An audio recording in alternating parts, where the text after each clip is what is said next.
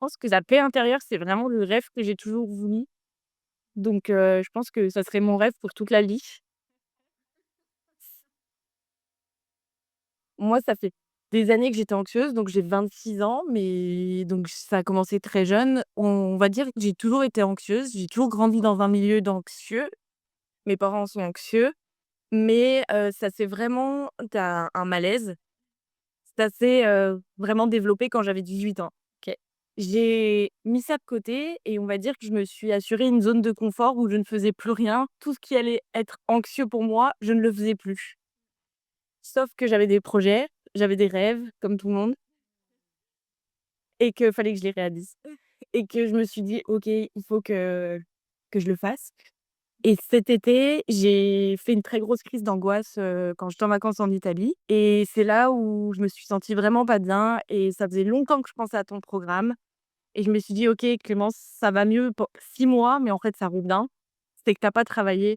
C'est que je laissais passer le temps, je me disais: «Ça va mieux», donc OK. Je partais en voyage, je prenais l'avion, puis d'un coup ça allait plus. Donc là j'ai dit: «OK, je fais le programme». Et Dieu merci que je l'ai fait, parce que c'est vraiment génial et j'ai réalisé mon rêve. Je suis partie vivre au Canada. J'en avais marre de mettre, de l'argent partout. Kinésiologie, oui. J'avais essayé l'hypnose il y a quelques années, mais ça m'a rien fait et je suis pas du tout réactive. La kinésiologie, ça m'avait fait du bien, mais ça traite pas le problème de fond. Enfin, ça donne pas des solutions concrètes. Ouais. Ça va faire du bien sur, 2 semaines, par exemple. Ça va relaxer. J'en avais marre. Et je me suis dit: «Si j'investis dans un voyage, autant investir avec le programme, ça fera partie de mon voyage dans notre la respiration, ça m'a sauvée. Au début, je disais: «Je comprends pas, c'est désagréable, ça me met pas bien» et puis au final, je la pratique tous les jours.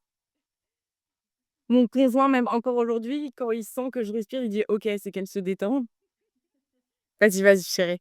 Tu la pratiques, tous les jours, même encore aujourd'hui. Peut-être moins, parce que maintenant j'ai l'outil vraiment mis en place, mais je le fais quand même beaucoup, beaucoup et aussi le fait de dire que la sécurité, c'est moi-même, ça m'a vraiment aidé parce que moi, je pensais que c'était les autres.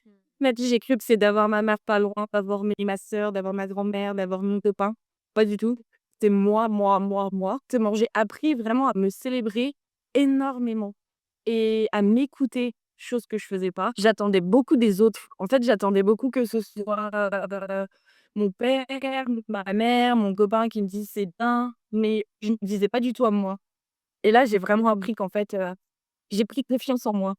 C'est-à-dire que j'attends que de moi, maintenant. Je me voyais comme quelqu'un qui l'anxiété avait tellement pris une place importante dans sa vie que la personne que j'étais avant, qui était plutôt combative, qui avait plein de projets, l'anxiété m'avait complètement, enlevée.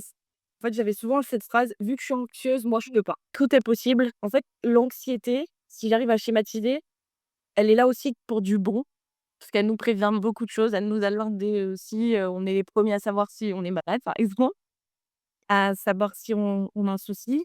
Mais il faut pas qu'elle nous gâche la vie et elle peut ne pas nous gâcher la vie. Je sais pas si tu comprends? Elle est toujours là, hein, elle est toujours comme moi, mais elle m'atteint plus.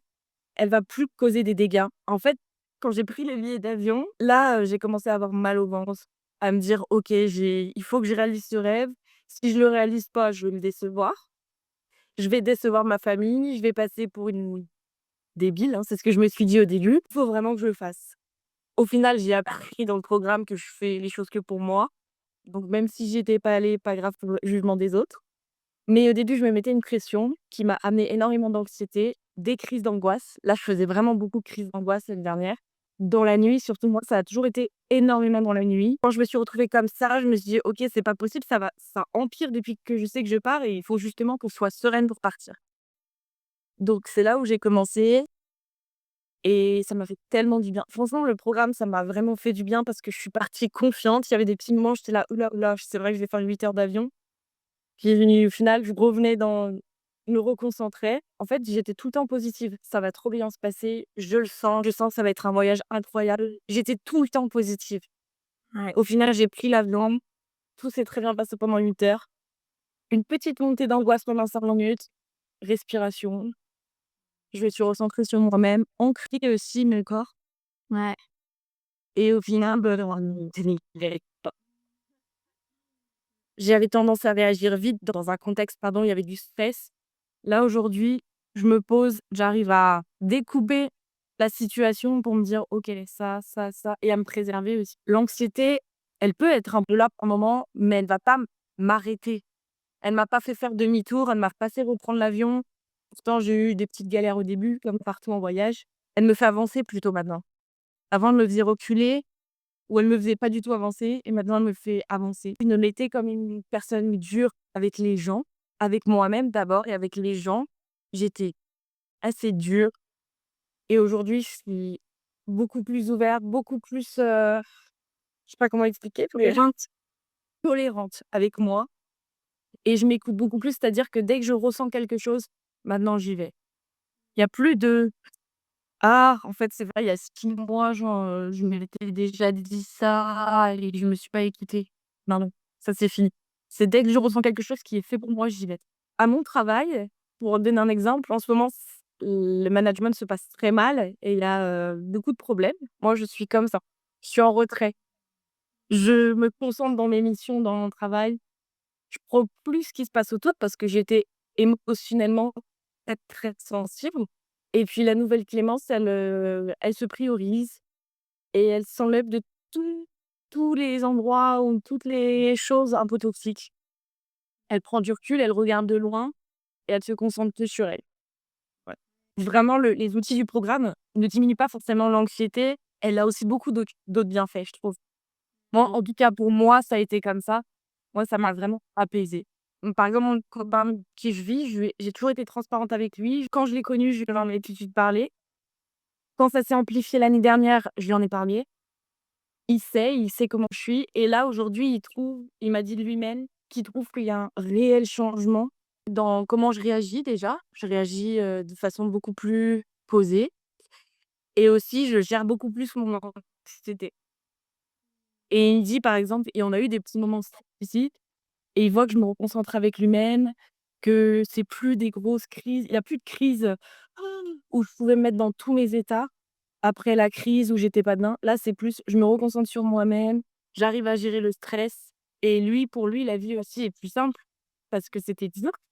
Même s'il a toujours été là pour moi, il a jamais dit que c'était dur, mais il y a une petite part de culpabilité. J'espère que si dans 3 ans on se revoit, te dire que je vais peut-être devenir mère puisque c'est un de mes rêves.